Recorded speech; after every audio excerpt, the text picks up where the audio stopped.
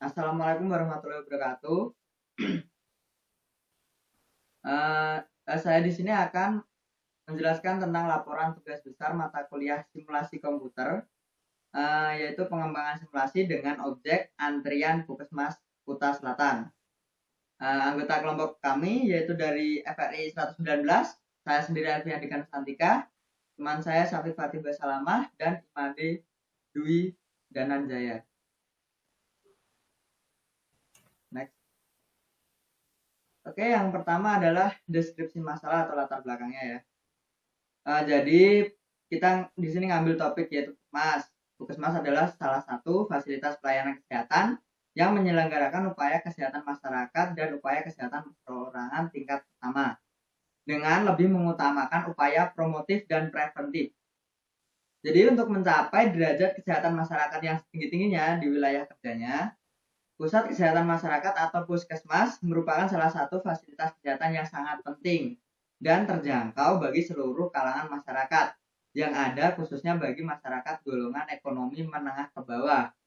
Jadi faktor biaya pemeriksaan dan obat lebih murah serta lokasinya yang lebih mudah dijangkau berada di setiap kecamatan atau kelurahan merupakan suatu alasan yang utama bagi masyarakat untuk memilih Puskesmas sebagai tempat untuk berobat. Karena banyak masyarakat yang memilih Puskesmas, maka timbullah masalah antrian, di mana antrian terjadi karena kebutuhan akan permintaan suatu layanan melebihi kapasitas pelayanan atau kemampuan layanan. Hal ini menyebabkan para pengguna fasilitas yang baru tiba tidak bisa segera mendapatkan layanan yang disebabkan oleh kesibukan layanan. Jadi kita di sini mengangkat rumusan masalah, yaitu yang pertama adalah bagaimana sistem antrian yang terjadi pada antrian tunggu Puskesmas Kuta Selatan. Dan yang kedua, apa solusi yang digunakan untuk meminimasi waktu antrian pada Puskesmas Kuta Selatan. Jadi yang selanjutnya di sini adalah tujuan dan batasan masalah. Tujuan dari simulasi ini yaitu yang pertama untuk menganalisis sistem antrian yang terjadi pada antrian tunggu Puskesmas Kuta Selatan.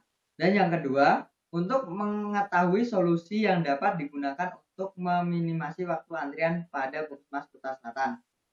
Dan batasan masalah di sini adalah pengamatan hanya dilakukan pada sistem antrian Puskesmas Kuta Selatan. Next. Selanjutnya kita masuk pada 6 element of problem. Yang pertama adalah decision maker-nya. Decision maker-nya di sini adalah kepala Puskesmas Kuta Selatan. Yang kedua adalah objektifnya. Objektifnya di sini adalah kepuasan pasien Puskesmas Kuta Selatan. Yang ketiga, decision criteria. Jadi decision criteria di sini memaksimalkan jumlah pasien yang dilayani. Yang keempat adalah performance measure, yaitu meminimalisir waktu tunggu pasien Puskesmas Kuta Selatan. Yang kelima adalah kontrol input. Kontrol inputnya di sini adalah jam kerja dan jumlah mesin. Yang keenam konteksnya. Konteksnya di sini adalah Puskesmas Kuta Selatan. Next. Jadi yang ditampilkan di sini merupakan sebuah influence diagram yang telah kelompok kami buat. Seperti yang ditampilkan di layar, itu adalah influence diagramnya. Next. Jadi sekarang kita masuk ke sistem elemen. Yang pertama, tabel pertama di situ adalah struktural elemen. Jadi struktural elemen adalah suatu elemen yang meliputi dan membangun sebuah model dari suatu simulasi yang ingin dibangun. Jadi struktur elemen biasanya terdiri dari entitas, lokasi, research, dan path. Dan dalam simulasi ini, struktural elemen terdiri dari seperti berikut, seperti yang telah ditampilkan di layar. Dan yang kedua adalah operational elemen. Tabel operational elemen. Jadi operational elemen adalah suatu elemen yang merupakan operasi-operasi yang ada dalam suatu model simulasi yang dibangun. Dalam model simulasi kelompok kami, model operational elemen terdiri dari pembayaran gaji tenaga kerja, pengecekan, penjualan obat, pengepakan obat, analisis optimasi, pembelian obat, dan pembuangan. Gitu. Kemudian next, verifikasi akan dijelaskan oleh teman saya. Oke, untuk selanjutnya ini adalah verifikasi. Verifikasi adalah proses menentukan apakah model simulasi merefleksikan model konseptual dengan tepat. Di sini proses verifikasi ini ada 4 proses, yaitu administrasi, dokter umum, pembayaran obat 1, dan pembayaran obat 2. Untuk administrasi, rata-rata waktu yang dibutuhkan itu 7,5 detik dengan standar deviasi 1,67 detik. Untuk dokter umum, rata-rata waktu yang dibutuhkan itu 7,7 detik dengan standar deviasi 1,93. Untuk pembayaran obat 1 dan pembayaran obat 2, ini membutuhkan rata-rata waktu itu 11 detik dengan standar deviasi 1,05 detik. Nah, dalam perhitungan ini, kita juga menentukan batas bawah dan batas atas. Di administrasi, batas atas dan batas bawahnya itu antara 349,8 hingga 550,2. Untuk dokter umum itu memiliki rentang 346,2 hingga 577,8. Untuk pembayaran obat 1 dan obat 2 itu memiliki rentang 747 hingga 703 atau 704.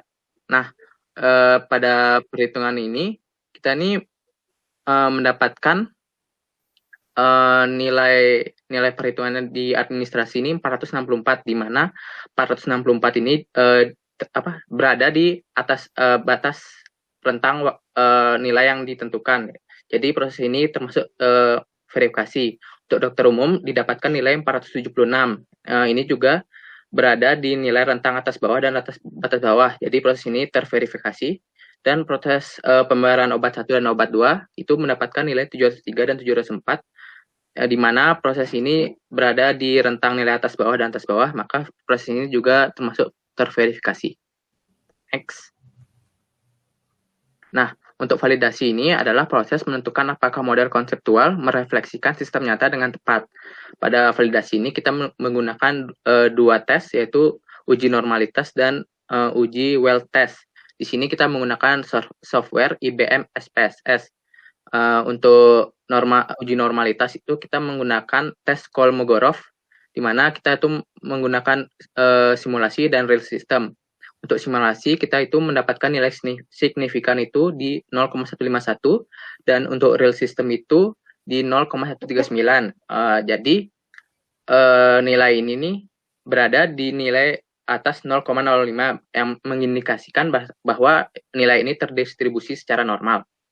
Nah, untuk well test ini kita itu untuk DF-nya itu atau degree freedom itu kita mendapatkan 16, dan TDF itu didapatkan dari tabel T, di mana alpha per 2 itu alpha-nya itu dari 0,05 dibagi 2. Terus kita tuh setelah melakukan perhitungan itu mendapatkan nilai 2,11911. Untuk half width atau HW itu kita mendapatkan nilai 1,2234687. Nah, untuk X1 bar min X2 bar dikurang HW itu adalah merupakan batas bawah, dan X1 bar min X2 ditambah HW itu merupakan batas atas, di mana batas bawah dan batas atas ini kita mendapatkan nilai 0,78 dan 3,22. Jadi ini kita termasuk H0. Next. Nah, output analisis ini bisa dilihat dari gambar ini bahwa terdapat proses administrasi, konsultasi dokter, dan pembayaran obat. Simulasi ini dilakukan 1 hari kerja, dimulai dari pukul 8 pagi hingga 2 sore, dari Senin hingga hari Sabtu, di mana dari jam 11 hingga jam 12 siang itu merupakan waktu istirahat. Nah, untuk output kedatangan pasien ini, kita tuh dalam simulasi itu ada 25 orang. Terus setelah kedatangan pasien ini melakukan proses administrasi, di mana proses administrasi ini terjadi sebanyak 24 orang, di mana berarti ini proses ini menganggur di mana 1 orang menganggur atau mengantri. Terus dari administrasi ini kita menuju ke konsultasi dokter. Di konsultasi dokter itu mendapatkan output 22, di mana ada proses pengantrian dua orang. Dan proses selanjutnya itu ada pembayaran obat 1 dan 2, di mana ini pembayaran menghasilkan output 21 orang. Next. Untuk alternatif itu kita ada dua, yaitu penambahan jam kerja, yaitu dari jam 8 hingga jam 4 sore, yang berarti penambahan 2 jam kerja, di mana jumlah pasien yang dilayani puskesmas bisa sebanyak 50 orang. Terus untuk alternatif 2 itu kita melakukan penambahan ruangan, bisa dilihat dari dengan state bar, di mana state bar ini yang paling banyak paling sibuk itu administrasi dan dokter umum. Jadi kita memilih itu penambahan ruangan dokter umum. Next. Selanjutnya dijelaskan oleh teman saya. Makasih. Oke, selanjutnya itu adalah output dari replication. Ini didapatin dari 12 hari kerja kita simulasikan alternatif 1 dengan alternatif 2. Didapetin hasilnya seperti gambar berikut. Untuk alternatif 1 itu total yang dilayani oleh Puskesmas Kuta Selatan itu ada 678 pasien. Dengan antrian pada ruang tunggu itu ada 24 orang. Dan untuk mengantri obat itu adalah 0 orang. Dan untuk alternatif 2 ini didapatkan totalnya dalam 12 hari itu 505 pasien atau 505 orang. Dengan ruang tunggunya atau mengantri di ruang tunggu adalah 0 orang dan antri obat 0 orang. Selanjutnya ini adalah fulfillment atau yang tidak dapat dilayani atau oleh puskesmas. Nah, target dari puskesmas ini adalah 42 orang dalam satu harinya. Kita lihat dari 12 simulasi. Di kerja nyatanya atau di sistem nyatanya itu hari pertama itu adalah 40 dan seterusnya, di mana kita dapat rata-rata yang tidak terpenuhi itu adalah 3 orang. Nah, selanjutnya itu kita lihat di mana dari tabel kedua yang di sini itu ada real system, berarti yang realization itu alternatif 1 berarti penambahan jam kerja dan alternatif 2 itu penambahan ruangan dokter itu. Kita lihat dari 12 hari kerja itu, kita lihat rata-ratanya yang dipenuhi. Untuk alternatif 1 itu, yang dipenuhi itu ada 18 orang, dan alternatif 2 itu ada 3 orang. Lanjut. Nah, selanjutnya kita uji apakah kedua alternatif itu termasuk distribusi normal atau tidak. Dilihat dari IBM SPSS, kita dapatkan alternatif 1 itu dengan signifikannya 0,2, sedangkan alternatif 2 itu adalah 0,077. Dapat disimpulkan bahwa kedua alternatif berikut yaitu berdistribusi normal karena sudah melewati 0,05.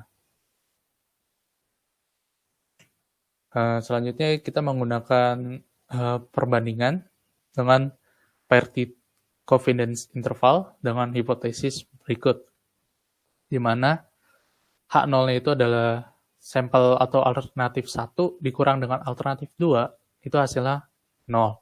Berarti sampel alternatif 1 dan alternatif 2 itu tidak ada perbedaan, sedangkan H1-nya itu adalah tidak sama dengan 0. Berarti disimpulkan bahwa alternatif 1 dan alternatif 2 itu ada perbedaan yang signifikan. Dengan confidence levelnya itu adalah 0,05, kita cari di tabel T, didapatkan yaitu 2,20099. Didapatkan half width-nya itu 1,96, 22, dan seterusnya. Terus didapetin juga X bar 1 dikurang X bar 2 dikurang dengan half width, dapetin 12,45, dan batas atasnya itu X bar 1 dikurang X bar 2 ditambah dengan half width-nya yaitu 16,378. Nah, kita dapetin bahwa ada perbedaan yang signifikan. Nah, dari selanjutnya itu adalah kesimpulannya bahwa Puskesmas Kuta Selatan ini operasi di hari kerja itu dari hari Senin sampai hari Sabtu dengan jam kerjanya dari pukul 8 pagi sampai jam 2 siang. Habis itu kita analisis. Kita menggunakan dua alternatif, yaitu alternatif penambahan jam kerja dan penambahan ruangan dokter. Yang dimana di alternatif 1 itu rata-rata 12 hari kerja itu 678. Sedang dengan antrian di ruang tunggu itu 24 orang. Sedangkan di alternatif 2 itu rata-rata dari 12 hari kerja itu 505 pasien. Dengan tidak ada orang yang mengantri di ruang tunggu maupun di obat atau mengantri untuk pembayaran obat.